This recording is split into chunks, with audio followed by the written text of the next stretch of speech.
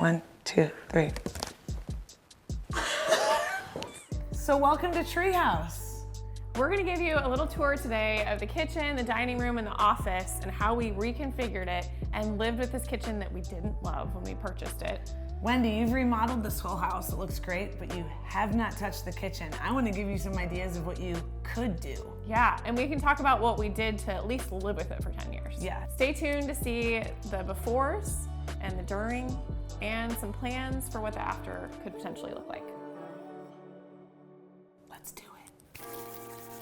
When we first bought the house almost 12 years ago, the kitchen had just been redone. So it feels very wasteful to rip out new cabinetry. It's in really good condition. There were new appliances. I liked the countertops. We were like, you know what? We have other fish to fry. Right. What are some things that you can kind of walk through that you did that you felt like, oh my gosh, if I do this, I can live with it? Yeah, I mean, immediately we got new hardware because we had some old silver round knobs and I just didn't like the style. It felt very dated and not me. So changing your hardware in the existing whole placement, we've talked about this before in some of our past YouTubes, is, you can easily update hardware in a kitchen or a bathroom so long as you try to stay committed to using the same hole, and that keeps your costs down and change out easy. Yeah. The other thing we did is remodel the floor. Now this is now 11 years old. It's not my favorite, but it's way better than what we had. We had dark wood and it was cheap, like vinyl wood. And now it's a tile that's probably a porcelain tile. Yeah. And you put brick set it, not straight set, so offset from each other, and it looks great. Yeah, I mean, it lightened it up. We wanted stone in here, and we definitely wanted stone for another reason, not just because it's a kitchen, but because it's adjacent to a different type of wood.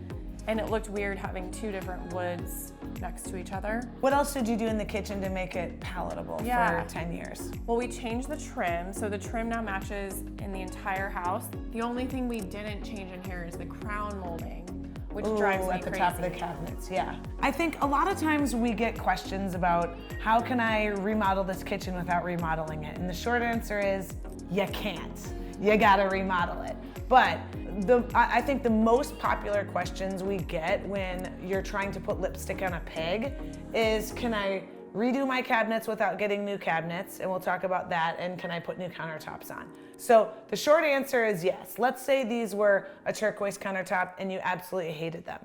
It is possible to pop off the countertop and potentially, being a key word, not damage the cabinetry underneath. But that's a risk. That's what you have to have people who know what they're doing in remodeling and know what they're doing and how to safely remove a countertop and put new ones on. Everyone asks, can I paint my cabinetry? A lot of times when you hate your cabinetry, it's usually stained or finished with a finish or a stain or a lacquer that makes it very difficult to just paint. You can't just paint a stained cabinet. You have to either strip it or put a really heavy bonding primer on it to then paint it. Now, why am I painting something that doesn't work? If you have drawers or doors that aren't working properly, I wouldn't waste the money in painting them. I also wouldn't, honestly, waste the money painting something that didn't have slow close. The other thing we did in here to update was a new faucet. Ooh, yeah. Your highest used plumbing item in the house is your toilet in your primary and this sucker right here, so don't skimp. Yep. New blinds. We don't really need blinds here, but we do have a home that can see into our space. So we don't these are close really them very nice. Often, but we just wanted something that was light. I like the texture. Textured. Yeah, those are and pretty. Could give us a little bit of privacy. The other thing you can do to update the space is how you style it. So what pieces you put on the countertop. If you want modern, get some modern pieces like this modern fruit stand. We will link it in our treehouse board.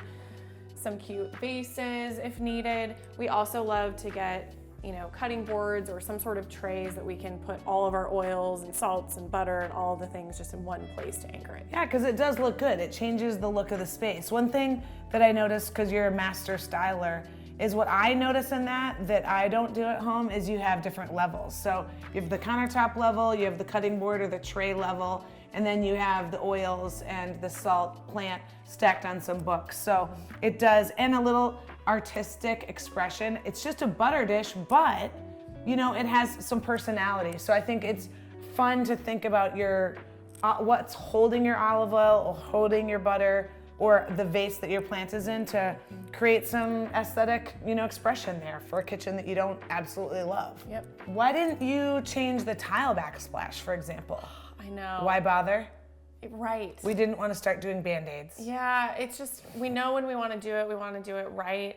It's white, it's Subway, it doesn't make me angry, it doesn't make me sad, it's just there. Let's talk about what you want to do. Well, let me tell you what I'm excited to do. Ooh, yeah. But we really want to maximize as much of the kitchen as we can. So we can extend this out, this weird, I don't even know what's going on here. We'd like to take out to the end, probably around the corner. We've even talked about taking it farther down and this being a temporary tabletop. So you're working with the existing footprint. You're not going that way, and we can't go through that door and make the kitchen longer or bigger because there's a mandatory and the only place that you can access the garage. So that is where this kitchen stops, and here is where the kitchen stops. Yeah, the good thing though is when you go through this door, and we'll give you a sneak peek later, it's a mess though, sorry, is there's a big pantry. And so we could reconfigure maybe where the fridge goes. For smarter storage. Yeah, Oh, but okay. that's the only thing that we can possibly do. When I look down this kitchen, I think about some of the things that draw my eye. And some of the main things that I would do to update my kitchen if I were thinking about the remodel would be, how can I remove some of the competing surfaces? And to me, in my eye, that means this microwave either needs to go away, go low, get hidden in the new pantry, and I need to put a proper hood vent in that's encapsulated into the cabinetry. Another thing that I would do right away to make this kitchen feel bigger is have a panel ready dishwasher. That means your panel of your dishwasher matches your cabinetry. Ding, ding, ding. So this is another great place. I would make sure we got rid of the stainless and match the cabinets right here. So now the only stainless or metal appliance that you actually see is the range, and you are gonna have a lot of fun with the range. Am I? Yes. My husband.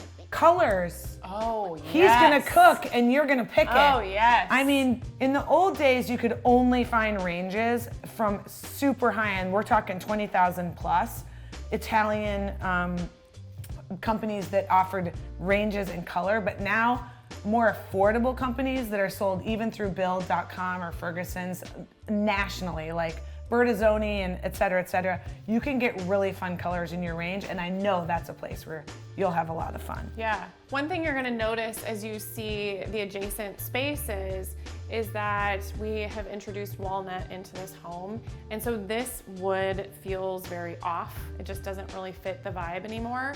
And so I'm imagining walnut bottoms, walnut fridge, walnut panel for the dishwasher, and then the uppers being more floating shelves or maybe a painted upper, white, something clean but different than the bottom so it's not so dark and heavy. The reason why you can get away with floating shelves is because you're really good at styling. So you at home should encourage yourself to really challenge yourself. Can I maintain a floating shelf and how am I going to use it? A little stack of cookbooks, maybe a plant, and some pretty nice, good-looking, aesthetically cups, bowls, and plates. And if you can't do it, then get an enclosed upper. But she is gonna have good-looking floating shelves, and hopefully we will be able to bring those to you in the future sometime soon. Is there anything in this kitchen, Teal, that you would change? Well, yes, duh, the lighting. Where we're standing right now in the kitchen, the ceiling is dropped. So that means it's a little bit lower than the other spaces adjacent to it. When you have a dropped ceiling, you already feel like this. So you gotta have really smart lighting in here to make you feel like this. So the ceiling cans in this kitchen are what a lot of us probably have at home, which is a 5-inch can. That's big, dated, and ugly. So what we would do now in the future, because our lighting is so advanced than when it was when these cans were put in years ago, and what most of you have, is we would shrink our lighting size because we get more wattage and lumens and LED out of these there's 2, 3, and 4-inch cans instead of the 5-inch, and trust me, they make a huge difference.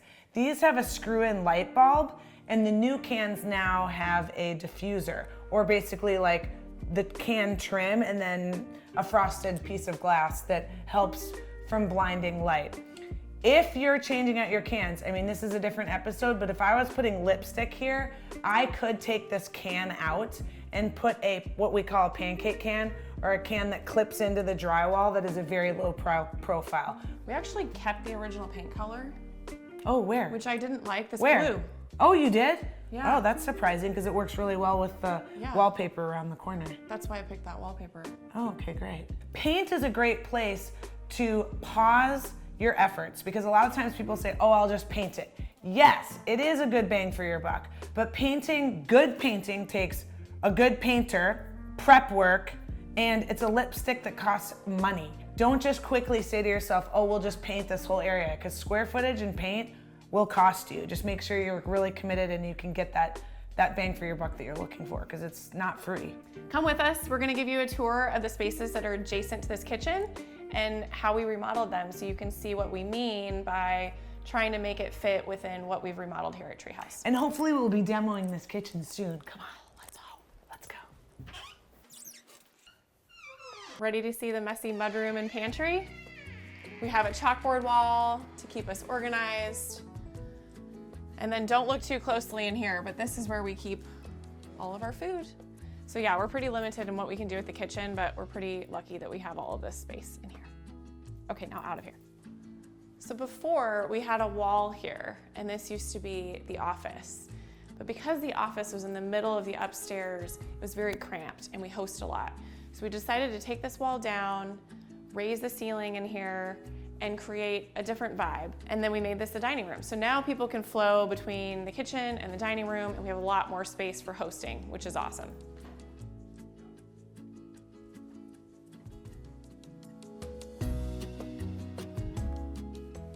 You won't believe the transformation of this room. This used to be our dining room. There was a door here that swung into the kitchen. And then over here we had these arched, I don't even know what to call them, openings in the wall. So we installed soundproof glass so my husband can't hear any of the chaos when he's working in his office. It's also great because if you're working in here, you can see people that are coming to the front door and the entryway. And it's great because now we can host people in the dining room that used to be the office because it's open to the kitchen. So all in all, it was a great decision to remodel these spaces. We hope you enjoyed watching this little tour of the kitchen, dining room, and office at Treehouse. If you liked anything you saw at Treehouse today, below you will find a link to our Treehouse shop page. That is where you can find products like the knob we used today, what fruit bowl we used, and even what wallpaper we have in the dining room. So we encourage you to shop and share because it means a ton to us when you pass these videos on. It allows us and gives us encouragement and a little boost to keep recording for you. I'm talking to you, Mom, and Aunt Mouse. Thank you all. Painted the neighboring wall. Or painted the wall that the neighboring wall. Or painted the wall that the wallpaper dies into. Painted the wall that the neighboring dies into.